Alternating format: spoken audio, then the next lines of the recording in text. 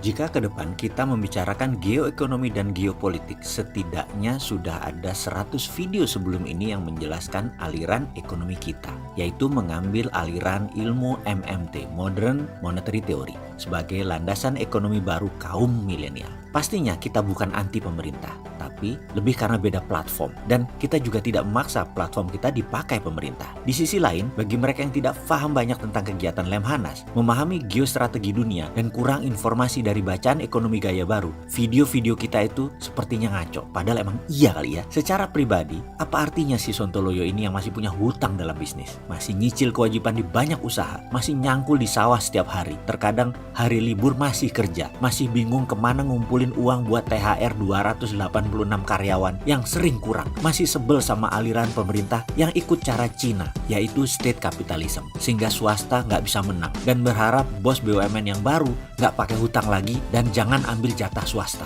Terus orang kayak gini sok-sokan mau bicara beda platform kelola negara. Belagu bener ya. Bayangkan platform bernegara yang kita anut rasanya sangat Pancasila dan sangat Undang-Undang 45 banget. Seperti usulan kita yang masukkan GBHN lagi ke Undang-Undang Dasar. Itu saja pasti kita dihujat. Platform usulan kita masukkan TNI, Polri, ASN, pegawai negeri ke parlemen, ke DPR. Ada fraksinya di DPR. Itu pasti dihujat juga. Menswastakan BUMN jadi hanya 5-7 holding, di mana 700 dari 800 perusahaan BUMN dijual ke publik agar tidak jadi sapi perah penguasa dan politikus. Itu juga pasti dihujat. Meniadakan kartel impor diganti dengan pajak impor juga pasti dihujat. Saran si Sontoloyo untuk Departemen Perdagangan tidak pakai kuota pasti dihujat. Saat ini ada yang namanya kuota impor. Jadi yang pegang kuota yang mengendalikan harga. Apa yang terjadi kalau kita ubah? Semua boleh impor asal bayar pajak atau tarif yang mahal. Mampus itu para mafia, karena mafia kan pegang kuota impor. Ya begitulah, kalau mau berubah, yang diubah platformnya, bukan diubah orangnya, bukan diubah partainya,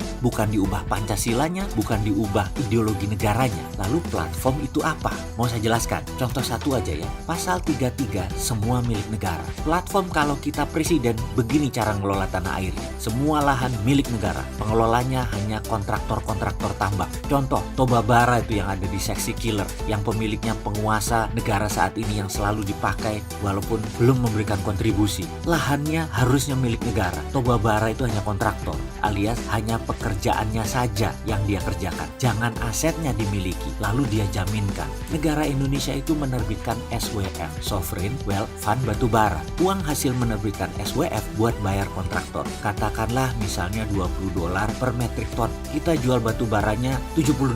Negara untung sekitar $50.